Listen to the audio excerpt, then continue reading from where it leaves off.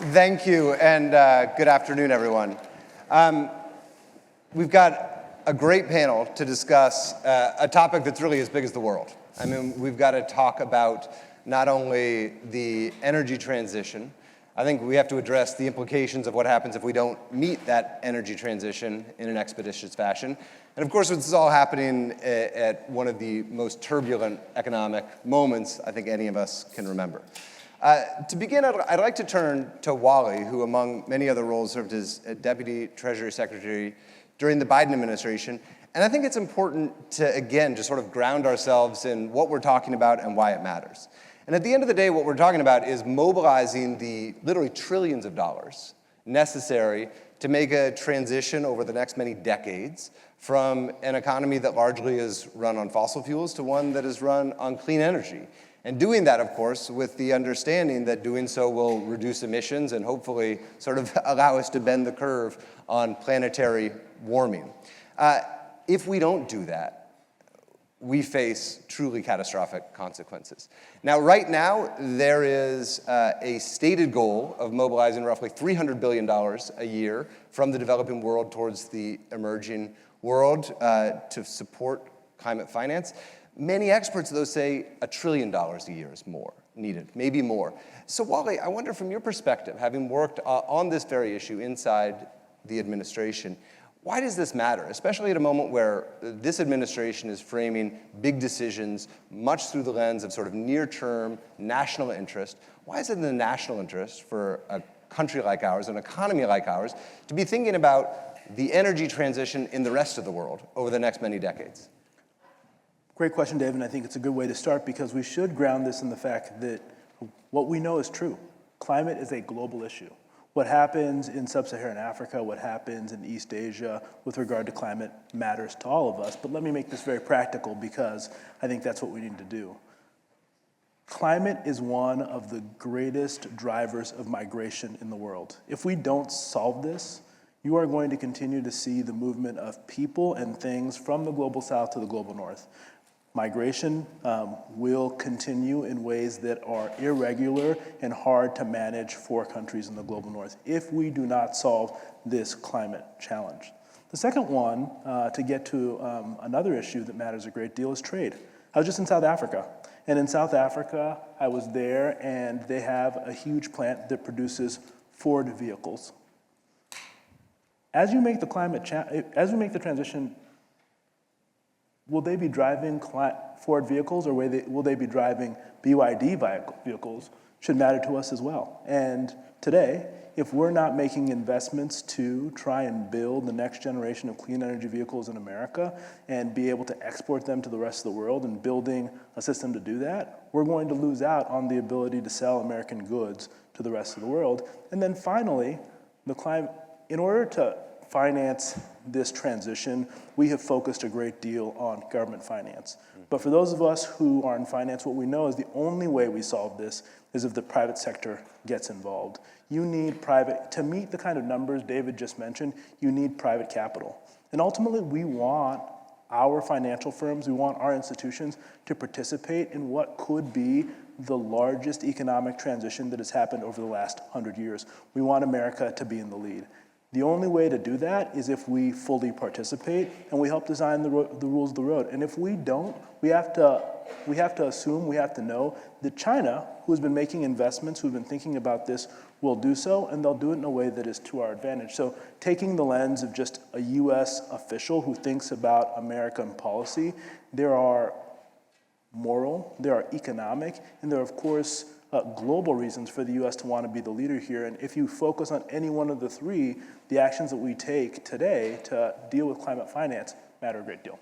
Yeah, thank you. And what I heard implicit in that answer is that there's actual real economic opportunity here. And the fact that we have three different private capital representatives on stage with us, I think, speaks to that point. All of climate finance work is not necessarily concessionary. And Olivia, I wonder if you could speak directly to that. Apollo, I think, has allocated something like $56 billion to climate finance broadly. Now, a lot of that is in North America. Maybe 25% roughly is international, if I have the numbers right.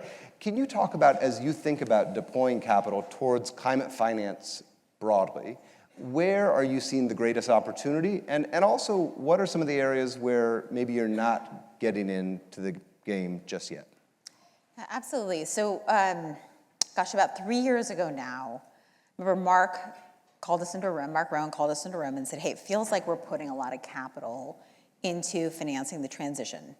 Feels like about $20 billion based on what we've seen. If we really put our heads together and created specific funds and set real targets for ourselves, how much could that be? We sort of put our heads together and said, well, we think we could do, $50 billion by the end of 2027. And that was sort of a number that we threw out at the time, with the idea being we were seeing a lot of good deals, seeing a lot of interesting deals, and felt like a big target, but something that we certainly could stand behind. Fast forward a few years, we're at 56. So really, and it's early 2025. And we've done all those deals just finding good risk return in our underlying funds. So for us, to your point, this hasn't been about concessionary lending. This has just been finding really good deals. Mm-hmm. And it is such a big part, if you think about where these economies are going, the tailwinds here, financing the industrial renaissance, how we think about power, how we think about how we feel our cars, how we think about global movements. It is certainly a generational opportunity to deploy here. We have very much focused largely on credit. For us, Apollo, we're known for credit and private equity. Those are areas that we've had big presences for many years. So that's really where we've focused our expertise around this. We don't do anything on the venture capital side. We haven't done anything on the growth side. But we really think we can be a huge partner on the private credit side to really helping these companies get to be where they want to be. And sometimes that's financing solar and batteries. Other times that's financing energy efficiency. And in some cases, we have companies that come to us and say, hey, I look like this today.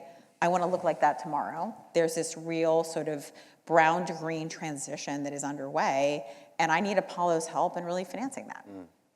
That's great. Thank you. I want to come back and talk about some specific projects soon. Well, Brown, give us your overview from where you sit. You've run major companies like BP. You are now closely associated with a venture capital firm. We just heard about sort of some of the differentiation between credit investing and VC. Where are you deploying capital towards climate finance right now? And also, where are maybe you holding back for now, at least? So I'll make 3 points. First, with the fund that I founded called Beyond Net Zero, what we've discovered is, of course, the obvious, which is in transitioning energy, you're really thinking about the industry as a whole, global industry as a whole, and it's about demand as much as it is about supply. So demand is about energy efficiency, it's about process efficiency, it's about effectiveness, it's about preventing things that create chaos in the world. For example, preventing wildfires using some very exciting AI technology. So all of these things are good for all seasons. Everybody wants to prevent, to get more resilience, or to become more productive. And so we've found a huge number of investments that we can do, and we've actually catalyzed other people doing them. I can bore you rigid with all the examples of those. On the other side, we've also got an approach to real investment on the ground using high amounts of capital. I was the other day in Gujarat looking at a very large first phase of a wind farm we're installing there. Interestingly, it's part of the 20 gigawatt plan that India has to add more non-fossil fuel to their, non-fossil energy to their mix. It involves every single item in this wind farm being made, manufactured, and implemented in India. Nothing is actually imported at all. So a huge number of investments available there. Both these things, I think, for energy efficiency and effectiveness, industrial change, there are a lot of opportunities to be involved there with no unusual government largesse.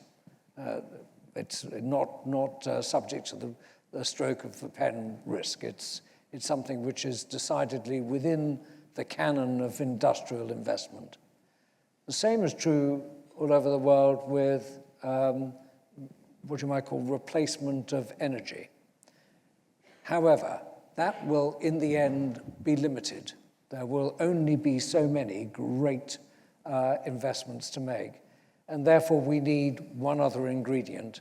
And I think to make this the place where private finance can come in, however you put it, one way or another, it is about pricing carbon. And somehow that has to be done. Not very acceptable in many political jurisdictions directly, but indirectly, people are moving in this area, whether it is pricing natural capital, pricing, making carbon border adjustments, one or the other, or taxes generally. Something has to happen to really expand enormously the capacity of finance in the world. Thank you. I want to come back to some of those other issues. I mean, we're seeing action with the IMO this week as well, with some of the shipping taxes. Well, that's been set back somewhat, but a very good move by the IMO, the one which I think can be implemented, but right now I think stalled somewhat. Karen, let me turn to you. Bridgewater obviously not participating in climate finance deals directly. You really have a macro perspective, looking at where the markets are going. At a moment like this, where there are real economic headwinds domestically, China is facing its own headwinds for all sorts of reasons unrelated to the last couple of weeks. At a moment when we have whipsaw policy coming out of Washington, what does that typically do to investments in clean energy? And even before the tumult of the last couple of weeks, where has investor sentiment been when it comes to really deploying capital for things like climate finance? So great question. Let me start with taking us back before the recent tariff chaos, and then I'll fast forward to what can't be ignored, which is the current set of circumstances. So I think if you kind of rewind, let's say to Inauguration Day or a little before that, if you look at the landscape, the people who at the end of the day need to decide that they want to, for example, call up Olivia and say, hey, Olivia, I'd love for you to finance something for me. These are businesses that have to make a choice that they feel a need to go make some kind of green investment.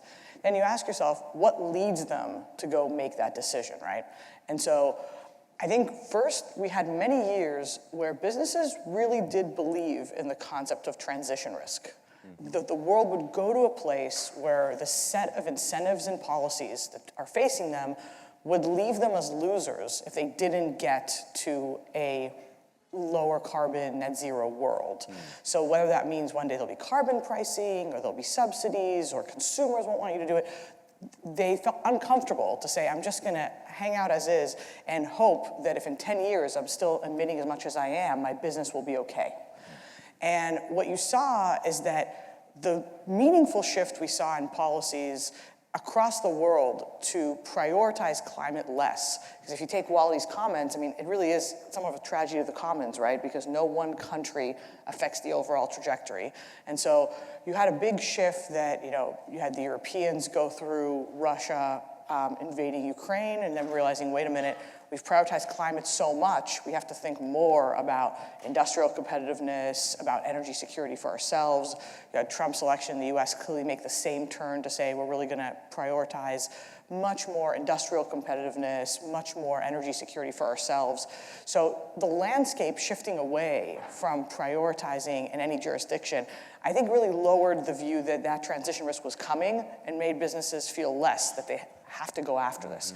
Now, I don't think they were at a zero. I think many of them still have stakeholders that care about this issue, and even without government policy, care about seeing a business shift, but the impetus was definitely, sort of lower than it had been.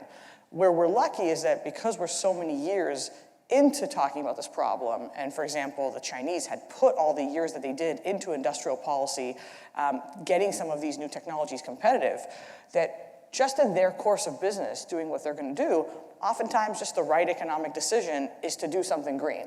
And so if you just want the best possible energy mix for your business, that could easily end up being a very low carbon mix because of all the progress that we've made. That's great news, but much like the Lord said, that's not going to be enough. That alone, where we've gotten to in terms of just the competitiveness of the technologies, is not going to be enough to really make the progress on climate change.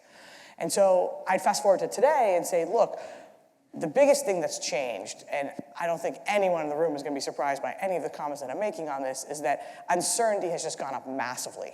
And so if you put yourself back in the position of that CEO 6 months ago, thinking, where's my business going? How am I comfortable in 10 years still being an emitter? What should I do? Today you have a whole new set of considerations where you're saying there's a lot of new uncertainty, and I think to a large extent you're going to get some degree of just paralysis.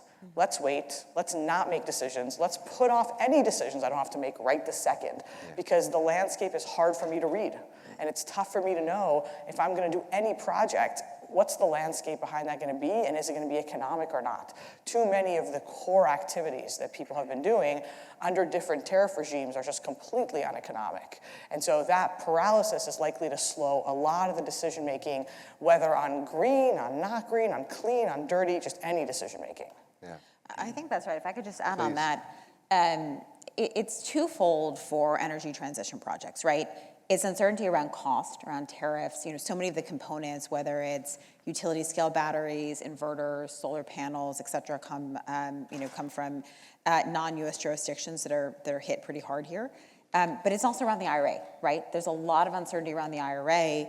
We talk to our portfolio companies, we talk to our financing counterparties, and I think that's really hitting a pause here where people just don't know what they're managing to, and as a result, you're really seeing this slowdown or this real bottleneck in the pipelines. Have you seen anything pulled forward because of that? So you want to do something, and you know that at least for this fiscal year, the IRA is still in place, so I want to get this project done so I can get the 45X credit, for example. Absolutely. This is going to be a very active year, right? If you already have materials, there's safe harboring, obviously, that's going on pretty actively. So I think I generally don't get the view that folks are nervous about 25. It's 26 plus, where people are looking and saying, okay, what's next?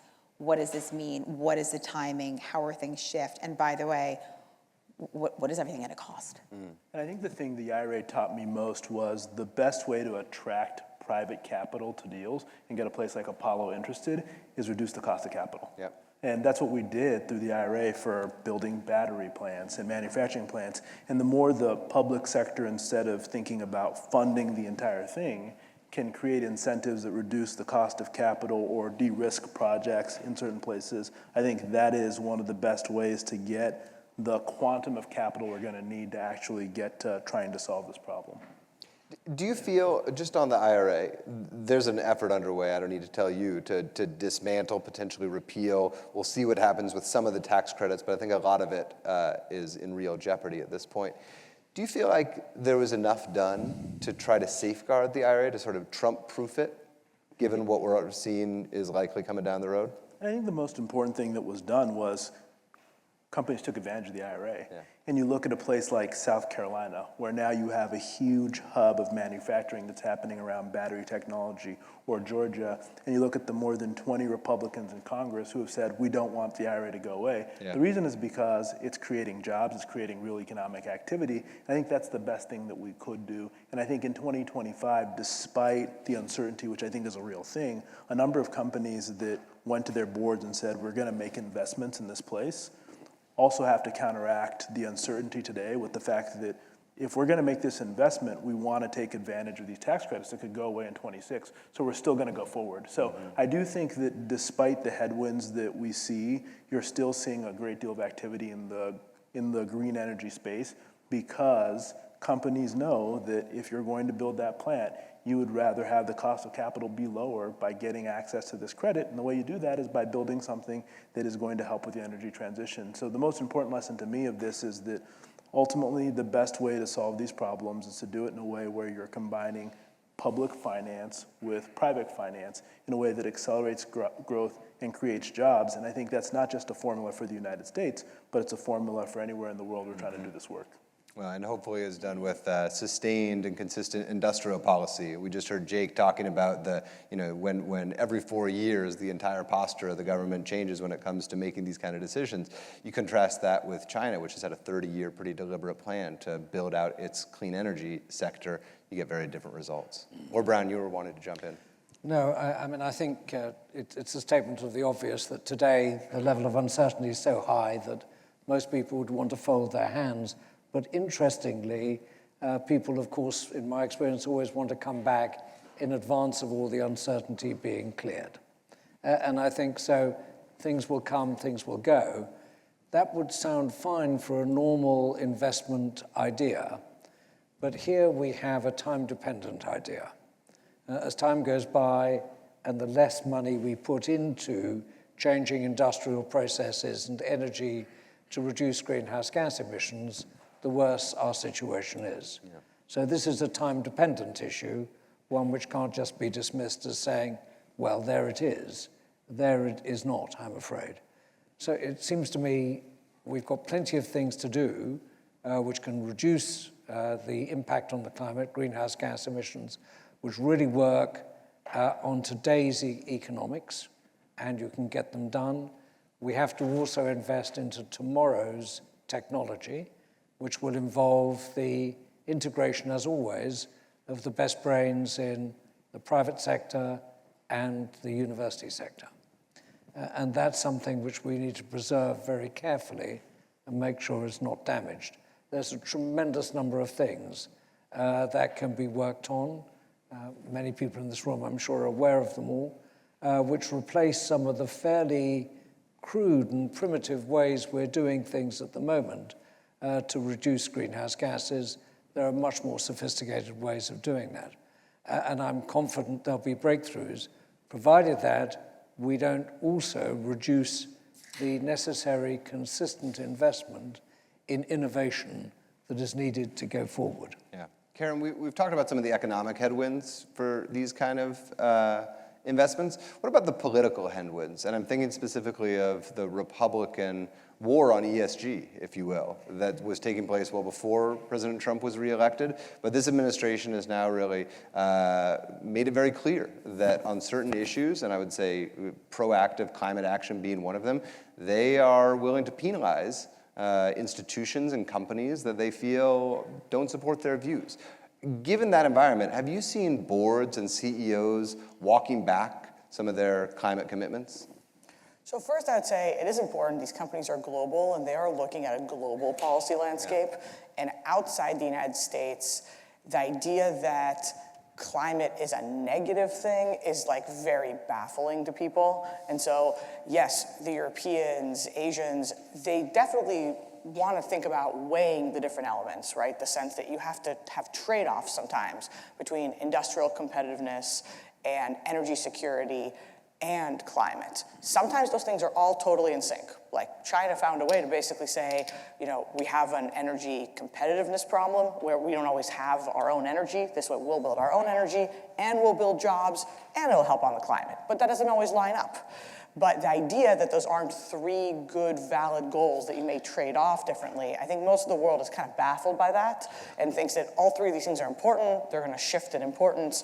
So being sort of anti-climate doesn't really resonate with kind of most people around the world. Trading these things off, coming to a balance, that sort of makes more sense.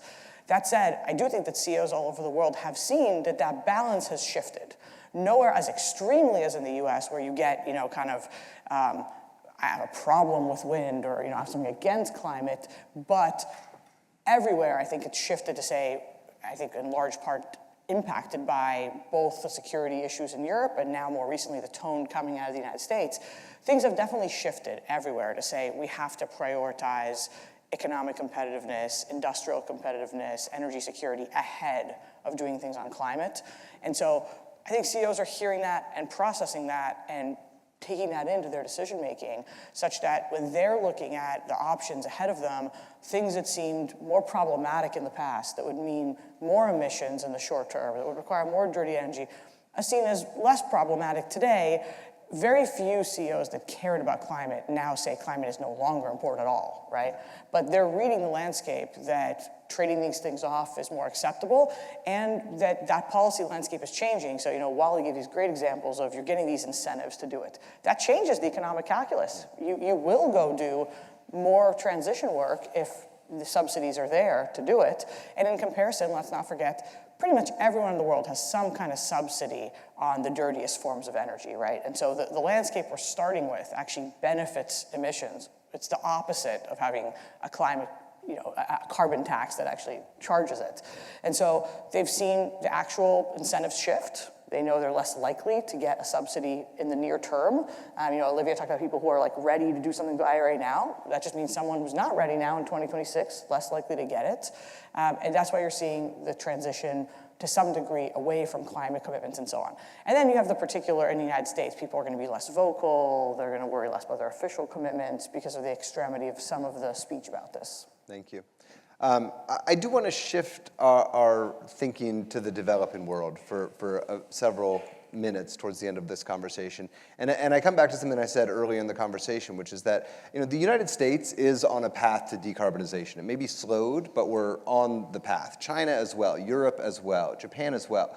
When climate scientists look out and sort of try to map where the major emissions are going to come from over the next many decades, 50 years, a lot of that is projected to come from the developing world. Those are the areas, many argue, that need the most help in trying to make this energy transition, not allowing new coal plants to get built, not even perhaps allowing some of the new gas plants, which are getting built, to get built. Can we sort of leapfrog the technology and install large-scale solar, large-scale wind in the developing world to meet that need as the next 2 billion people come online and get reliable access to energy, which is critically important, and everyone's right? Can we do it in a way that allows them to do it without adding to the emissions burden that we'll all be experiencing down the road? That, I think, is something that a lot of people can get behind in principle, and in practice is a lot harder to finance. While you work closely on issues around the Multilateral Development Banks, the World Bank, some of the other big development banks, they play a role there, but they don't have the capital to do that themselves. What is the view from where you sat just a few months ago on how that work can be accelerated? I think it comes back to the same lesson we learned from the IRA. The key thing that the MDBs can do is reduce risk and reduce the cost of capital to doing these projects in these regions. And I do want to admit that they've done a lot. But I think the challenge we have at the moment is the MDBs are very bad at crowding in private capital, which has to be the key to making sure that these investments are made in these developing countries. And part of that is by design. They do project by project work. That's really hard for an investor to come in and to invest in. They also have very different rules, which make it very hard for investors to also invest in.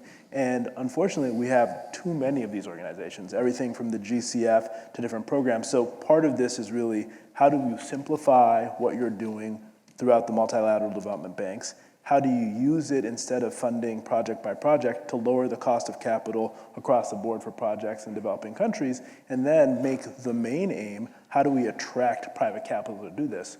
We're at a moment right now where if you're an asset allocator, you're staring at the fact that you've been overweight the United States for a long time, and that's been very good for you. Yeah. Extremely good for you. But right now you're saying that I probably want to find some other places to place some of my capital. If we were to be in a position where you had reduced the cost of capital on projects in some of these regions in a way by taking a first loss position, it puts you in a place where those asset allocators think, okay, I can't come in size, but I can come in some way into taking advantage of these opportunities. So I do think that despite the fact that right now we're in a very volatile moment when it comes to markets, it does create an opportunity in which, if you are willing to create opportunities for people who take risk to de-risk some of these projects, you have the chance that more capital will flow in that direction. Yeah. Olivia, how does that sound to you? I mean, that sounds, again, laudable, but perhaps not as lucrative. Listen, I think, you mentioned the term leapfrog. I mean, we look at what happened with cell phones, right? And in many parts of the global south, folks went directly from, having no phone at all to, to having a cell phone and totally, surpassed the concept of having a landline. I think you are seeing that a lot around, particularly around renewable energy. I think there's a concept of sort of, global security that goes around that as well. I mean, the idea of security, energy independence, this concept of the transition has really become synonymous with this concept of security, and just having this sort of, homegrown source of energy and power. For us, certainly majority of what we've done has been, Western Europe and North America. We certainly have done things in parts of the world in the global south where, to your point, we've felt very comfortable with where we sit in the capital structure. In those situations, we tend to be secured, super senior, and get a fair amount more of confidence and returns there, based on that position. Mm-hmm. Well, Brian, you were just describing this project in India. Any lessons from that project or other projects about how to get the right kind of capital to sort of crowd in and make these developments possible? As important as the capital is, also the regulatory environment is very important indeed. Yeah. So the unblocking of the electric power system in India has catalyzed a whole amount of activity which wouldn't otherwise have been there. So I think that's very important. I think some parts of the world, valorizing, if I will, the natural capital is a very important part of getting further layers of finance into those countries. So this is very important. And it was, after all, the idea a long time ago of the clean development mechanism, which went wrong. It's the idea behind Article 6, all the different ways of getting carbon credits. This is unfinished business. It should be finished. It will make a big difference to the level of security you get in financing these projects in the Global South, which is, of course, not one place. There's plenty of differences in all the places we go to. Wally, we've got a question from the audience for you. Your former colleague, Jake Sullivan, was just on stage and suggested, or raised the question, I should say, about whether the United States needs a sovereign wealth fund-like structure to drive capital to critical supply chains. Do you think something like that would be feasible and could help move this process along? So my view is that the reality is that it's really hard for a country that borrows money to set up a sovereign wealth fund. You generally see that in countries where they have excess money and they're looking for places to invest.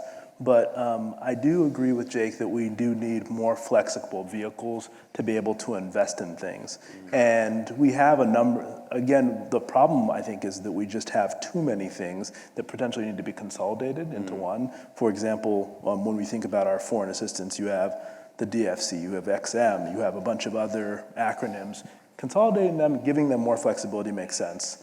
The idea of thinking about what we have on the domestic side right now is I do think we lack the tools we need to make the investments that we want. We had the IRA, which gave tools to the Treasury Department and to the Energy Department, but we don't really have a tool right now that allows us to make early stage investments in things like clean energy. But the other challenge is that in the United States, the best investors are in the private sector. So if we want to find ways to do this, the question is, are there ways for us to better incentivize the private sector to do this?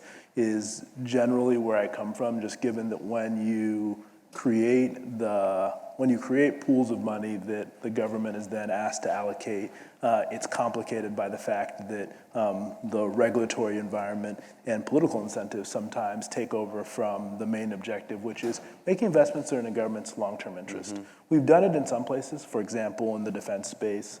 And if you can do it with the right guardrails, I think that you can accomplish something. But ultimately, at the scale that we need to operate, I think the better way to do it is creating incentives for the private sector to make these investments. The place I start from is critical minerals, where here we just have underinvested as a country in trying to figure out a path to have resilience in the supply chain. It's not just the United States, but it's around the world. I don't know that even if we had a sovereign wealth fund, the United States would be able to solve this on our own. We're going to need to work with other countries. We're going to need to find a way to encourage the private sector to come in, which is complicated. Yeah, yeah. We've got just a few minutes, and I want to ask sort of the same question to each of the panelists, which is how do we measure success? I mean, I think there's a lot of alignment among the panelists and even among many market participants and policymakers that we need to allocate more money for climate finance broadly, both domestically and internationally, that doing so has the opportunity not only to provide a lot of economic activity and be great investment opportunities in the right scenarios, but also help us move forward with our serious and urgent emissions and climate goals.